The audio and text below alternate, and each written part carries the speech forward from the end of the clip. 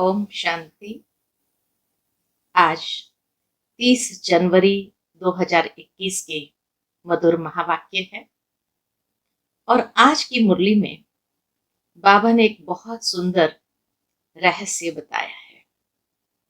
बाबा कहे, स्थूल वतन से सूक्ष्म वतनवासी फरिश्ते बनने का आधार क्या है। तो आज बाबा ने मुरली में कहा कि बच्चे, जब तुम अपनी हड्डी हड्डी इस रूहानी सर्विस में स्वाहा करते हो, दधीची ऋषि के समान, तो हड्डियां जब गल जाती है अर्थात पावन हो जाती है, तब तुम स्थूल वतन से सूक्ष्म वतनवासी फरिश्ते बन जाते हैं, व्यक्त से अव्यक्त वतनवासी बन जाते हो। और जितना गुप्त याद की यात्रा में रहते हो उतना मुक्ति धाम निवासी बन जाते हो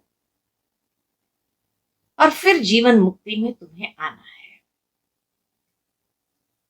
कहने का भावार्थ कि याद, धारणा और सेवा, यही मुक्ति, जीवन मुक्ति या व्यक्त से अव्यक्त बनने का आधार है। सुनते हैं बाबा के मधुर महावाक्य। ओम शांति। मीठे बच्चे, तुम्हारी याद की यात्रा बिल्कुल ही गुप्त है। तुम बच्चे अभी मुक्ति धाम में जाने की यात्रा कर रहे हो। प्रश्न है, स्थूल वतनवासी से सूक्ष्म वतनवासी फरिश्ता बनने का पुरुषार्थ क्या है। उत्तर है, सूक्ष्म वतनवासी फरिश्ता बनना है तो रूहानी सर्विस में हड्डी हड्डी स्वाहा करो। बिना हड्डी स्वाहा किए फरिश्ता नहीं बन सकते, क्योंकि फरिश्ता बिगर हड्डी मांस के होते हैं। इस बेहद की सेवा में दधीची ऋषि की तरह हड्डी हड्डी लगानी है, तभी व्यक्त से अव्यक्त बनेंगे। आज का बाबा का मुरली से पहले का मधुर गीत है, धीरज धर मनवा, तेरे सुख के दिन आ रहे हैं। ओम शांति। बच्चों को इस गीत से इशारा मिला कि धीरज धरो। बच्चे जानते हैं हम श्रीमत पर पुरुषार्थ कर रहे हैं और जानते हैं कि हम इस गुप्त योग की यात्रा पर है। वह यात्रा अपने समय पर पूरी होनी है। मुख्य है ही यह यात्रा, जिसको तुम्हारे सिवाय और कोई भी नहीं जानते हैं। यात्रा पर जाना है जरूर, और ले जाने वाला पंडा भी चाहिए। यात्रा पर जाना भी है जरूर और ले जाने वाला पंडा भी चाहिए। इसका नाम ही रखा हुआ है पांडव सेना। अब यात्रा पर है, स्थूल लड़ाई की कोई बात नहीं है। हर एक बात गुप्त है। यात्रा भी बड़ी गुप्त है। शास्त्रों में भी है। बाप कहते हैं, मुझे याद करो तो मेरे पास आकर पहुंचेंगे। यह यात्रा तो हुई ना। बाप सब शास्त्रों का सार बताते हैं, प्रैक्टिकल में, एक्ट में ले आते हैं। हम आत्माओं को यात्रा पर जाना है अपने निर्वाण धाम। विचार करो तो समझ सकते हैं। यह है मुक्ति धाम की सच्ची यात्रा। तो योग है ही मुक्ति धाम जाने की सच्ची यात्रा। और अव्यक्त वतनवासी फरिश्ता बनने के लिए रूहानी सेवा में तत्पर रहना है। सब चाहते हैं हम मुक्ति धाम में जाएं। यह यात्रा करने के लिए कोई मुक्ति धाम का रास्ता बताए। चाहना तो हर एक आत्मा की है दुनिया में कि बस अब मुक्त हो जाना है, लेकिन मुक्ति धाम का कोई रास्ता तो बताए। परंतु बाप तो अपने समय पर आप ही आते हैं। जिस समय को कोई नहीं जानते हैं, बाप आकर समझाते हैं तो बच्चों को निश्चय होता है। बरोबर, यह सच्ची यात्रा है जो गाई हुई है। भगवान ने यह यात्रा सिखाई थी, मन मना भव मध्याजी भव। यह अक्षर भी तुम्हारे काम के बहुत है। सिर्फ किसने कहा मन मना भव मध्याजी भव? बाबा कहे ये किसने कहा? यह भूल कर दी है। कहते हैं देह सहित देह के संबंधों को भूल जाओ। इनको यानी ब्रह्मा बाबा को भी देह है, इनको भी समझाने वाला दूसरा है। जिसको अपनी देह नहीं है वह बाप है विचित्र। उनको कोई चित्र नहीं है, और तो सबके चित्र है। सारी दुनिया चित्रशाला है। सारी दुनिया चित्रशाला है, जहां हर एक आत्मा का अपना अपना चित्र अर्थात देह है। विचित्र और चित्र अर्थात जीव और आत्मा का यह मनुष्य स्वरूप बना हुआ है। तो वह बाप है विचित्र।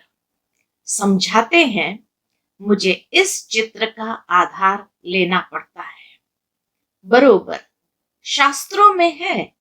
भगवान ने कहा था, जबकि महाभारत लड़ाई भी लगी थी, राजयोग सिखाते थे, जरूर राजाई स्थापन हुई थी। अभी तो राजाई है नहीं।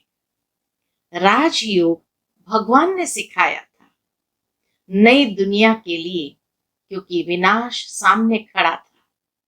समझाया जाता है ऐसा हुआ था जबकि स्वर्ग की स्थापना हुई थी। वह लक्ष्मी नारायण का राज्य स्थापन हुआ था। अभी तुम्हारी बुद्धि में है सतयुग था, अभी कलयुग है। फिर बाप वही बातें समझाते हैं। ऐसा तो कोई कह न सके कि मैं परमधाम से आया हूं तुमको वापस ले जाने। परम पिता परमात्मा ही कह सकते हैं ब्रह्मा द्वारा, और किसके द्वारा भी कह नहीं सकते, सिर्फ ब्रह्मा द्वारा ही कह सकते हैं। सूक्ष्म वतन में है ही ब्रह्मा विष्णु शंकर। ब्रह्मा के लिए भी समझाया है कि वह है अव्यक्त ब्रह्मा और यह है व्यक्त। तुम अभी फरिश्ता बनते हो। फरिश्ते स्थूल वतन में नहीं होते। फरिश्तों को हड्डी मांस नहीं होता है। यहां इस रूहानी सर्विस में हड्डी आदि सब खलास कर देते हैं, फिर फरिश्ते बन जाते हैं। अभी तो हड्डी है ना। यह भी लिखा हुआ है, अपनी हड्डियां भी सर्विस में दे दी। गोया अपनी हड्डियां खलास करते हैं। स्थूल वतन से सूक्ष्म वतनवासी बनना है। यहां हम हड्डियां देकर सूक्ष्म बन जाते हैं। इस सर्विस में सब स्वाहा करना है। याद में रहते रहते हम फरिश्ते बन जाएंगे। यह भी गाया हुआ है, मीरुआ मौत मलुक का शिकार। मलुक फरिश्ते को कहा जाता है। तुम मनुष्य से फरिश्ते बनते हो, तुमको देवता नहीं कह सकते। यहां तो तुमको शरीर है ना। सूक्ष्म वतन का वर्णन अभी होता है। योग में रह फिर फरिश्ते बन जाते हैं। पिछाड़ी में तुम फरिश्ते बन जाएंगे।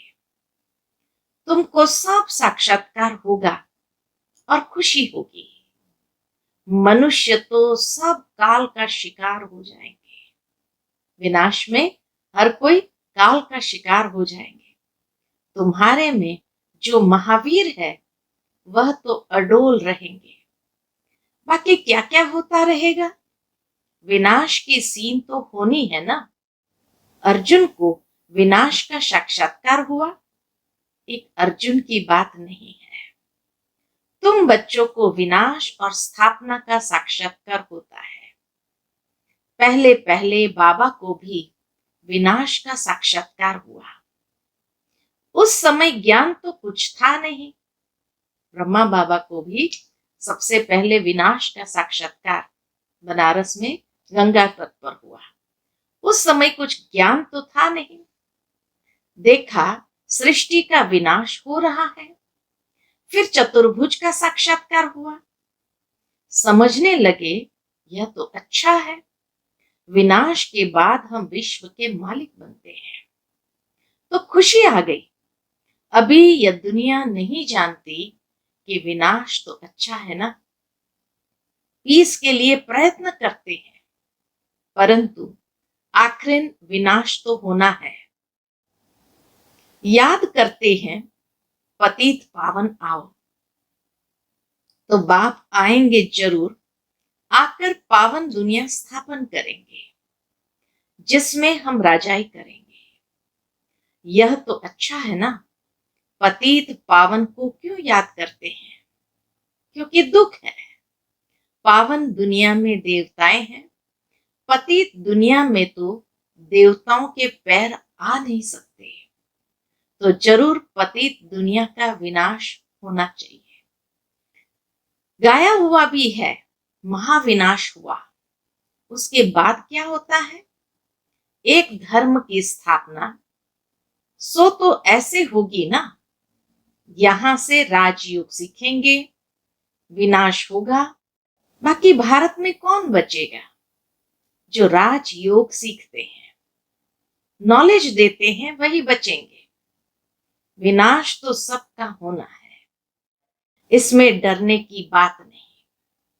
पतित पावन को बुलाते हैं, जबकि वह आते हैं तो खुशी होनी चाहिए ना। बाप कहते हैं विकारों में मत जाओ, इन विकारों पर जीत पाओ। वरदान दे दो तो ग्रहण छूटे। भारत का ग्रहण छूटता जरूर है। काले से गोरा बनना है। सतयुग में पवित्र देवताएं थे, वह जरूर यहां बने होंगे। तुम जानते हो हम श्रीमत से निर्विकारी बनते हैं। भगवान वाच यह है गुप्त। श्रीमत से निर्विकारी बनते हैं, लेकिन वो भी बाबा कहे गुप्त। श्रीमत पर चलकर तुम बादशाही पाते हो। बाप कहते हैं तुमको नर से नारायण बनना है। सेकंड में राजाई मिल सकती है। शुरू में बच्चियां 4-5 दिन भी वैकुंठ में जाकर रहती थी। शिव बाबा आकर बच्चों को वैकुंठ का भी साक्षात्कार कराते थे। देवताएं आते थे, कितना मान शान से। तो बच्चों को दिल अंदर लगता है बरोबर गुप्त वेश में आने वाला बाप हमको समझा रहे हैं। ब्रह्मा तन में आते हैं। ब्रह्मा का तन तो यहां चाहिए ना। प्रजापिता ब्रह्मा द्वारा स्थापना। बाबा ने समझाया है, कोई भी आते हैं तो उनसे पूछो। क्या पूछेंगे? किसके पास आते हो? बीके के पास। अच्छा, ब्रह्मा का नाम कभी सुना है? प्रजापिता तो है ना। हम सब उनके आकर बने हैं। जरूर आगे भी बने थे। ब्रह्मा द्वारा स्थापना तो साथ में ब्राह्मण भी चाहिए। बाप ब्रह्मा द्वारा किसको समझाते हैं? शूद्रों को तो नहीं समझाएंगे। यह है ब्रह्मा मुख वंशावली ब्राह्मण। शिव बाबा ने ब्रह्मा द्वारा हमको अपना बनाया है। ब्रह्मा कुमार कुमारियां कितने ढेर है, कितने सेंटर्स है। सब में ब्रह्मा कुमारियां पढ़ाती है। यहाँ हमको दादे का वर्षा मिलता है। भगवान वाच तुमको राजयोग सिखाता हूं। वह निराकार होने कारण इनके शरीर का आधार लेकर हमको नॉलेज सुनाते हैं। प्रजापिता के तो सब बच्चे होंगे ना। हम है प्रजापिता ब्रह्मा कुमार कुमारियां। शिव बाबा है दादा, उन्होंने एडॉप्ट किया है। तुम जानते हो, हम दादे से पढ़ रहे हैं ब्रह्मा द्वारा। ये लक्ष्मी नारायण दोनों स्वर्ग के मालिक है ना। भगवान तो एक ऊंच से ऊंच निराकार ही है। बच्चों को धारणा बड़ी अच्छी होनी चाहिए। पहले पहले समझाओ, दो बाप है भक्ति मार्ग में। पहले पहले समझाओ, दो बाप है भक्ति मार्ग में। स्वर्ग में है एक बाप। पारलौकिक बाप द्वारा बादशाही मिल गई, फिर याद क्यों करेंगे। इसलिए स्वर्ग में एक लौकिक बाप ही है, भक्ति मार्ग में दो बाप। दुख है ही नहीं जो याद करना पड़े। गाते हैं दुख हरता सुख करता, वह अभी की बात है। जो पास्ट हो जाता है उसका गायन होता है। महिमा है एक की, वह एक बाप ही आकर पतितों को पावन बनाते हैं। मनुष्य थोड़ी समझते हैं, वह तो पास्ट की कथा बैठ लिखते हैं। तुम अभी समझते हो बरोबर। बाप ने राजयोग सिखाया, जिससे बादशाही मिली। 84 का चक्र लगाया, अभी फिर हम पढ़ रहे हैं। फिर 21 जन्म राज्य करेंगे, ऐसा देवता बनेंगे। ऐसे कल्प पहले बने थे। समझते हो, हमने पूरा 84 जन्मों का चक्र लगाया। अब फिर सतयुग त्रेता में जाएंगे, तब तो बाप पूछते हैं आगे कितने बार मिले हो। ये प्रैक्टिकल बात है ना। नया भी कोई सुने तो समझेंगे 84 का चक्र तो जरूर है। जो पहले वाले होंगे उनका ही चक्र पूरा हुआ होगा। जो सतयुग आदि से आते हैं उनके ही 84 जन्म का चक्र पूरा हुआ होगा। बुद्धि से काम लेना है।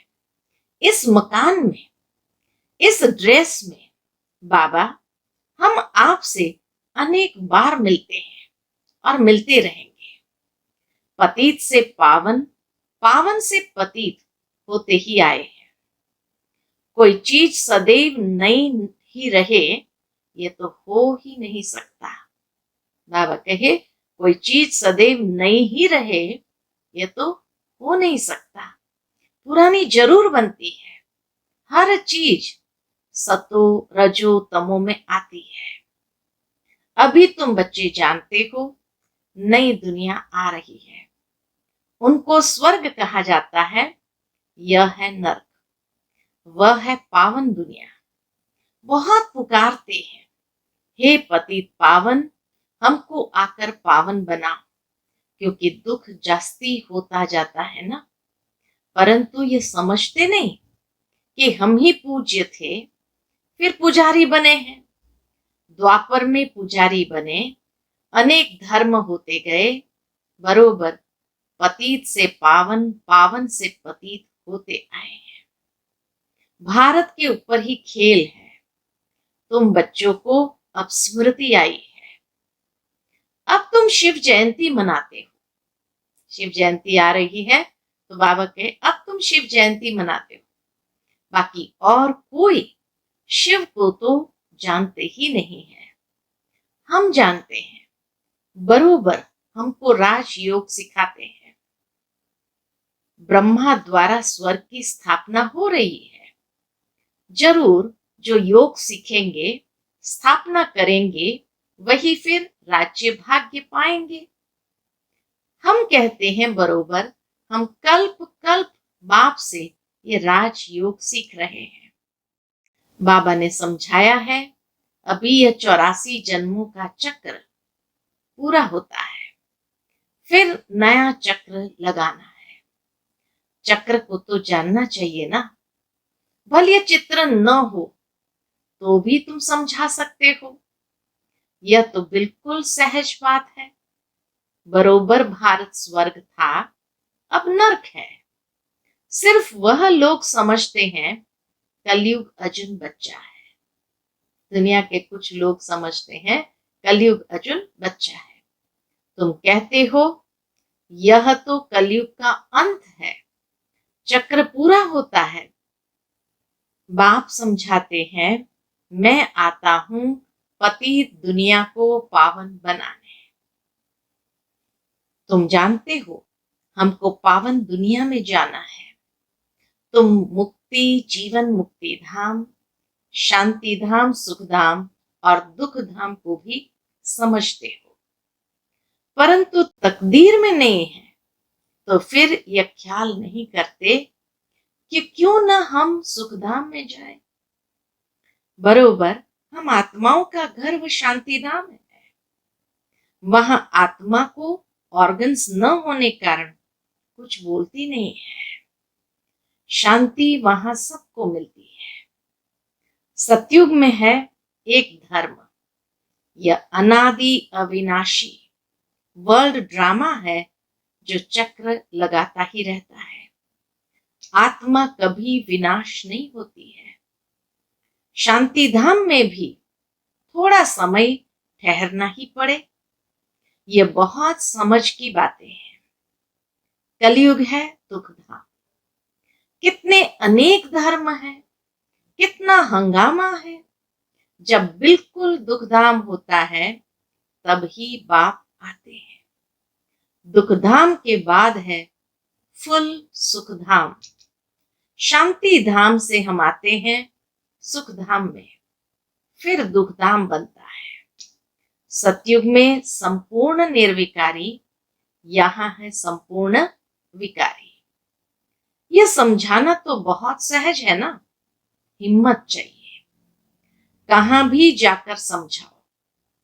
यह भी लिखा हुआ है हनुमान सत्संग में पीछे जुतियों में जाकर बैठता था, तो महावीर जो होंगे वह कहां भी जाकर युक्ति से सुनेंगे, देखे क्या बोलते हैं। तुम ड्रेस बदल कर कहां भी जा सकते हो उनका कल्याण करने। बाबा भी गुप्त वेश में तुम्हारा कल्याण कर रहे हैं ना। मंदिरों में कहां भी निमंत्रण मिलता है तो जाकर समझाना है। दिन प्रतिदिन तुम होशियार होते जाते हो। सबको बाप का परिचय तो देना ही है, ट्रायल करनी होती है। यह तो गाया हुआ है पिछाड़ी में सन्यासी राजाएं आदि आए। राजा जनक को सेकंड में जीवन मुक्ति मिली, वह फिर जाकर त्रेता में अनुजनक बना। ऐसी शास्त्र में कहानियां हैं। तो इसीलिए बाबा के अंत में सन्यासी भी आएंगे, राजाएं भी आएंगे। तभी तो गायन है कि राजा जनक को सेकंड में जीवन मुक्ति मिल गई, लेकिन फुल पास नहीं हुआ, इसीलिए त्रेता युग में अनुजनक बना। अच्छा, मीठे मीठे सिकिलते बच्चों प्रति माता पिता बाप दादा का याद प्यार और गुड मॉर्निंग। रूहानी बाप की रूहानी बच्चों को नमस्ते। हम सब रूहानी बच्चों की रूहानी माता पिता बाप दादा को याद प्यार, गुड मॉर्निंग और नमस्ते नमस्ते। शुक्रिया बाबा, शुक्रिया। आज की मुरली से धारणा के लिए मुख्य सार है। पहली पॉइंट, अंतिम विनाश की सीन देखने के लिए अपनी स्थिति महावीर जैसी निर्भय अडोल बनानी है। गुप्त याद की यात्रा में रहना है। दूसरी पॉइंट, अव्यक्त वतनवासी फरिश्ता बनने के लिए बेहद सेवा में दधीची ऋषि की तरह अपनी हड्डी हड्डी स्वाहा करनी है। तो इस तरह से सूक्ष्म वतनवासी बनने के लिए हड्डी हड्डी सेवा करनी है। याद की यात्रा जितना गुप्त रीति करते जाएंगे मुक्ति धाम में जाएंगे, और जीवन मुक्ति धाम में जाने के लिए ज्ञान, श्रीमत, पढ़ाई, दैवी गुणों की धारणा, तभी पतित से पावन बनेंगे, नर से सुनारायण बनेंगे।